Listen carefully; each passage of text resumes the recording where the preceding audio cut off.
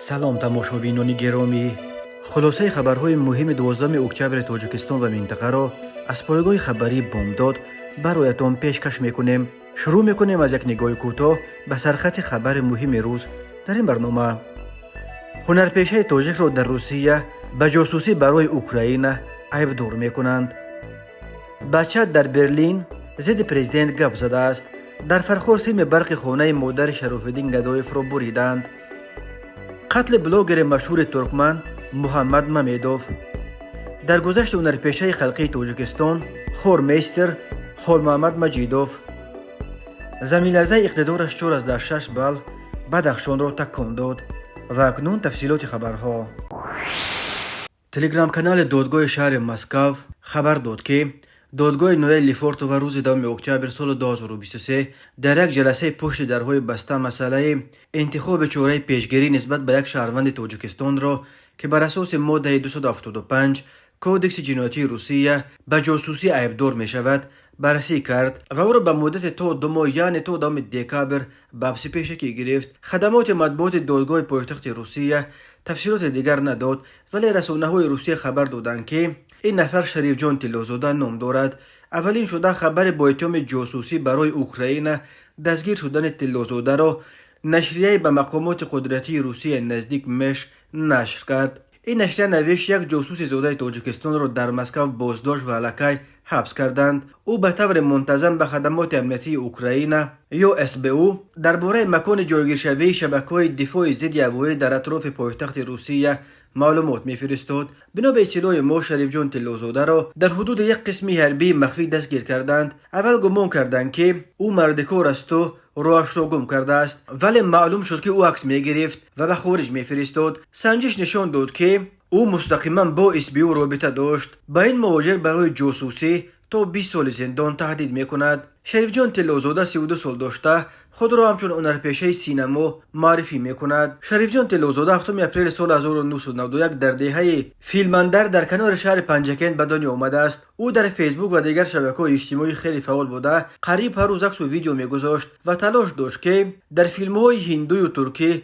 نقش اجرا کند. به این خاطر طلازاده یک مدت حتی در ترکیه نیز به سر می برد، اما در مطلب‌های آخرین خود او می گفت که برای کار و زندگی به مسکو آمده است. 9 سپتامبر سال 2023 شریف جان طلازاده خبر داد که همسرش در بیمارستان استقلال در شهر دوشنبه دختر به دنیا آورد. روز 13 سپتامبر او خبر داد که پدرش از عالم چشم پوشید، ولی او در خارج قرار دارد و در مراسم دفن پدرش اشتراک کردن نمیتواند. آنهایی که شریف جان طلازاده را میشناسند او را یک آدم ساده و زود باور مینامند و میگویند باور ندارند که انسان با چنین خلق بتواند برای جاسوسی کار بیاید. شناس دیگر او به یاد آورد که طلازاده چنان ساده بود که یک افسر عادی یکی از نهادهای قدرتی تاجیکستان مدت طولانی او را با تهدید به ضدش گشودن پرونده برای پهن کردن مطلب‌های فابریکه جواب یک گروه ترول‌های از سوی مقامات قدرتی جمهوری تشکیل شده وادار کرده بود. ولی یک منبع آگاه از جریان حوادث به بامداد خبر داد که اخیراً به ضد طلازاده در تاجیکستان در واقع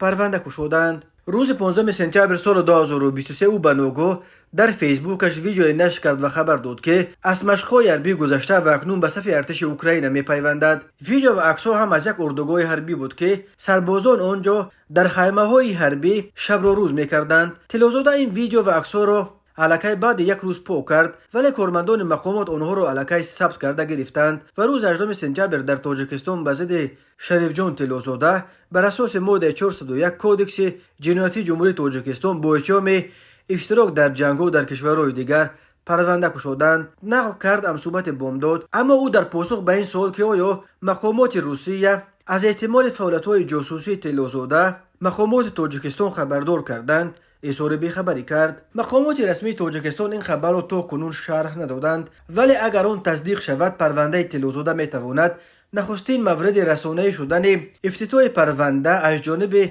مقامات تاجیکستان برای اشتراک در جنگ اوکراین شود. هرچند مقامات تاجیکستان هنوز در روزهای اول شروع جنگ روسیه به ضد اوکراین شهروندان خود را هشدار داده بودند که شرکت در این جنگ جوابگری جنایی را در پی دارد.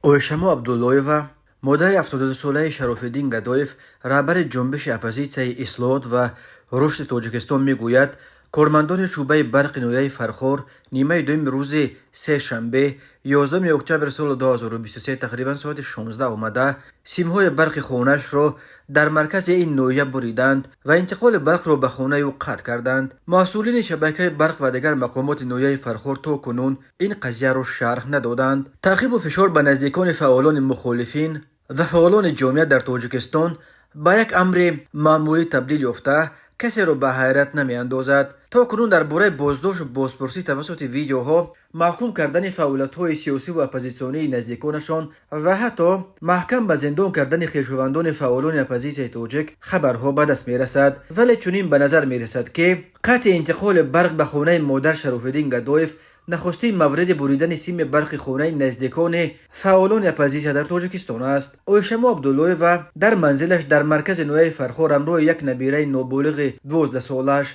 زندگی میکند. او روز 12 اکتبر در مصاحبه با پایگاه خبری بامداد گفت که از پول برق قرضدار نبود و این را به کارمندانی که سیم برقش را میبریدند فهمانده است. ولی اونا گفتند که فرمان از بالا است. اونا گفتند که پسرت در برلین به ضد پرزیدنت گپ زده است و به ما از کلاب امر دادند که سیم برقش را ببرید. نقل کرد اویشما عبدالله و او میگوید پیر شده است و هم از بیماری قند اذیت میکشد و بی‌برقی زندگی به این هم مشکلش رو بازم مشکل تر میگرداند. به اونها گفتم که آخر نخود با کمپیرها جنگ کنید. من مگر یگان تروریستم که سیم برقم رو میبرید؟ اگر انصاف و عدالت در بازار فروخته میشد در سر پیریم تاجر میشدم و رفته همه اون انصاف و عدالت رو خریده آورده به پول به مقامات خودمان تقسیم میکردم. ولی افسوس که انصاف و عدالت رو در یگان جا نمیفروشند، گفت با علم مادر شراف‌الدین گدایف. اویشما عبدالله و میگوید که او را 30 سپتامبر به اداره امنیت فرخار بردند و تنها بعد 8 ساعت پرسجو آزاد کردند.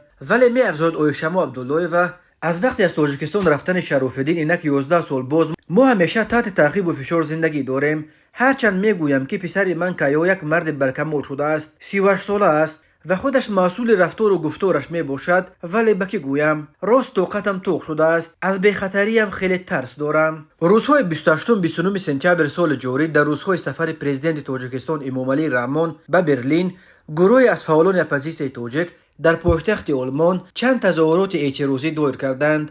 چند تن از مخالفین حتی ماشین پرزیدنت رحمان را که به ملاقات با صدر اعظم آلمان اولاف شولز میرفت با تخم زدند. در اعتراضهای برلین شراف‌الدین گدایف نیز اشتراک و چندین بار با انتقاد از حاکمان کنونی تاجیکستان سخنرانی کرد. پاسخ مقامات تاجیکستان به این اعتراضها خیلی شدید و کم سابقه بود و لکه روز 29 سپتامبر در جمهوری موج نوبتی بازداشت‌ها آغاز یافت. به حساب سازمان دیدبان حقوق بشر، مقامات تاجیکستان در پی اعتراضهای برلین به ضد سفر پرزیدنت تاجیکستان امامعلی رحمان دست کم 47 تن از خویشاوندان و اشتراکچیان این اعتراضها و چهره‌های شناخته مخالفین را بازداشت کردند. یکی از آنها اوشورما عبدالله و مادر شراف‌الدین گدایف بود.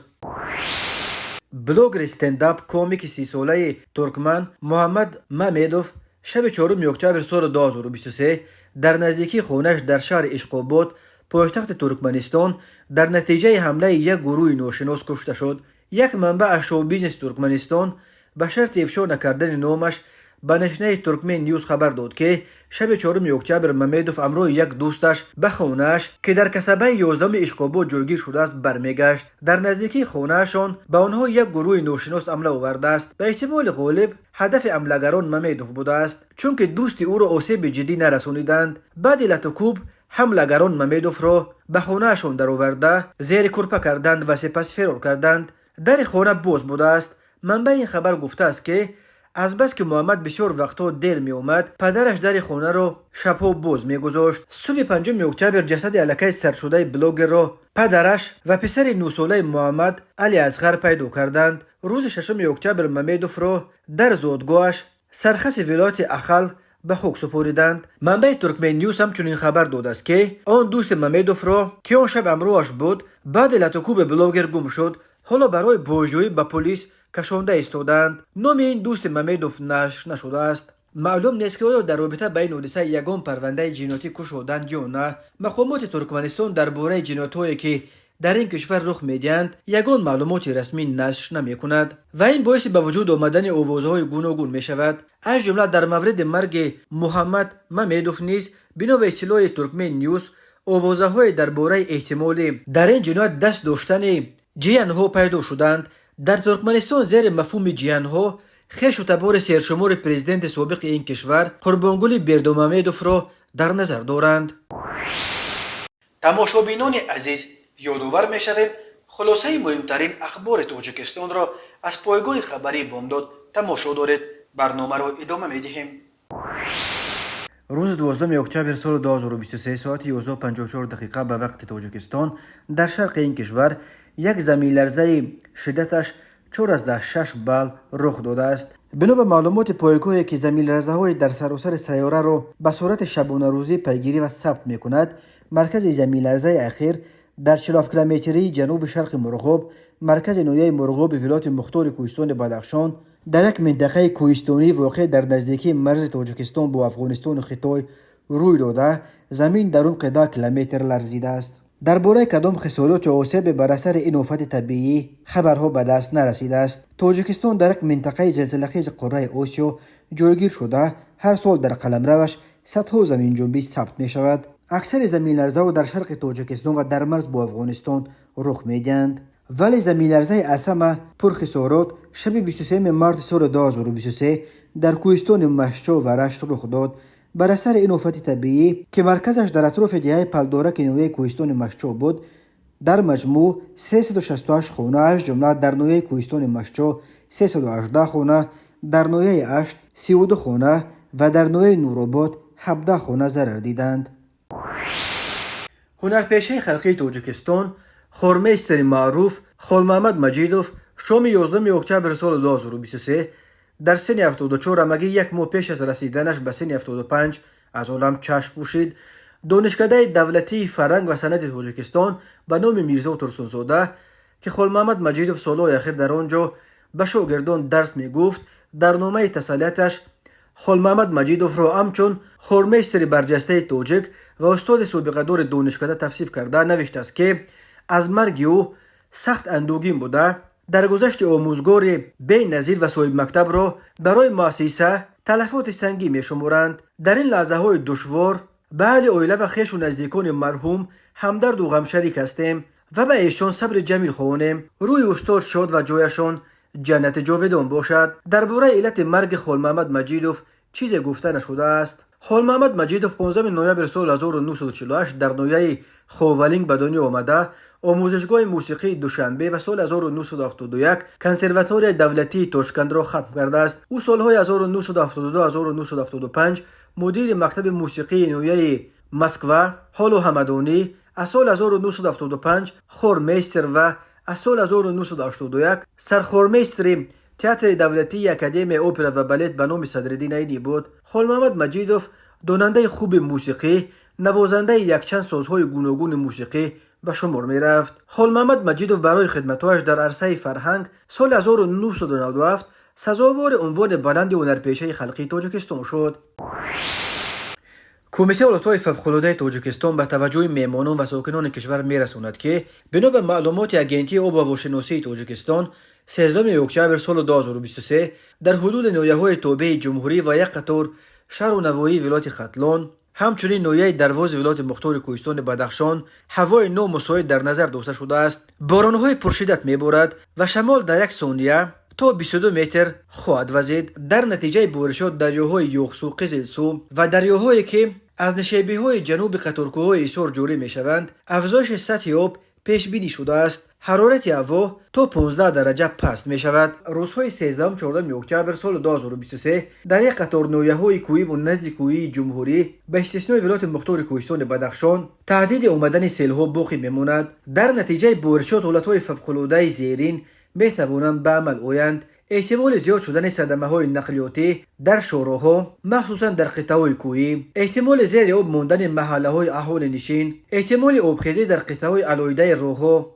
کمیته حالتهای فوق‌العاده به خاطر حفظ خانه‌ها و قطعه‌های نزد اولگی از عاقبت‌های سیل از اهالی خواهش می‌کند که جویبارهای نزد حوله و سیل راه‌ها را از هر گونه خس و خسپاره‌ها تازه کنند. علاوه بر این کمیته حالتهای فوق‌العاده هشدار می‌دهد که هوای نامساعد می‌تواند باعث آسیب دیدن ناقل‌های برق، افتیدن درختان، آسیب دیدن بام خانه‌ها. از این رو هنگام در بیرون بودن قاعده‌های بی‌خطری را جدا رعایت کنند. کمیته حالت‌های فوق‌العاده خاطررسانی می‌کند که در صورت رخ دادن حالت‌های خطرناک به رقم 112 زنگ زنید.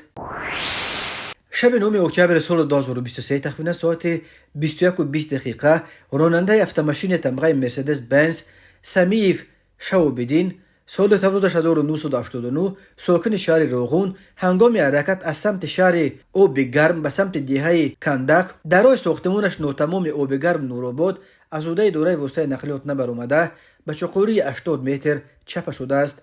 در نتیجه خود راننده سمیف جراحت‌های وزن جسمانی برداشته در جای حادثه به هلاکت رسیده است. بازم شب 9 اکتبر سال 2023 تقریبا ساعت 22:10 راننده автомашин تمغه تویوتا واسطزاده فرهاد سال تولدش 1998 ساکن نوحه ورزاب هنگام حرکت از سمت دهه نمازگاه به سمت شهر دوشنبه در 51 کیلومتر حدود نوحه ورزاب از عهده اداره واسطه نقلیات نبرآمده به سمت مقابل حرکت را برآمده به چقوری 2 متر چپ شده است. در نتیجه راننده автомашин مذکور واسطزاده جراحت‌های وزنی جسمانی برداشته در جای حادثه به هلاکت رسیده است. مسافر автомашин مذکور میرزازاده بلال سال تولدش 2004 ساکن نوحه مذکور جراحت جسمانی برداشته در بیمارخانه بستری گردیده است. نیمه شب 10 اکتبر سال 2023 تقریبا ساعت 02:10 راننده автомашин تمغه اوپل استرا سید سفرعلی سال تولدش 1997 ساکن شهر وحدت هنگام حرکت از سمت شهر وحدت به سمت شهر نورک در 18 کیلومتر راه ماشینگرد دهه چرتک از عهده اداره واسطه نقلیات نبرآمده پیادهگرد اسکندر و فردوس ساکن شهر وحدت را پخش نموده است. در نتیجه اسکندروف جراحت وزنی جسمانی برداشته هنگام به بیمارخانه دسترس نمودن در راه به هلاکت رسیده است. اوید به این حادثه و تحقیقات ادامه دارد. به شعبه وزارت کارهای داخله در شهر وحدت با عریضه زن 35 ساله ساکن شهر مذکور مراجعت نموده است که 8 آگوست سال 2023 تقریبا ساعت 12:30 شخصان نامعلوم به طریق پنهانی به منزل استقامتیش در آمده از داخل جیوان 8000 سومانی را دزدیده از جای حادثه غیب زدند. در نتیجه گذراندن چاره‌بینی‌های اپراتیوی جستجویی از جانب کارمندان میلیسیا نابالغ 15 ساله ساکن همین شهر با گمان صادر نمودن جنایت دزدی دستگیر کرده شد. از روی حادثه مذکور تفتیشات ادامه دارد. تماشابینان عزیز و گرامی، این بود مرور به خلاصه چند خبر مهم امروز تاجیکستان. خبر و گزارش‌های بیشتر از تاجیکستان و درباره تاجیکستان و اطراف آن را در سامانه پایگاه خبری بامداد در این نشانه پیگیری نمایید: www.bomdad.com. خوش باشید.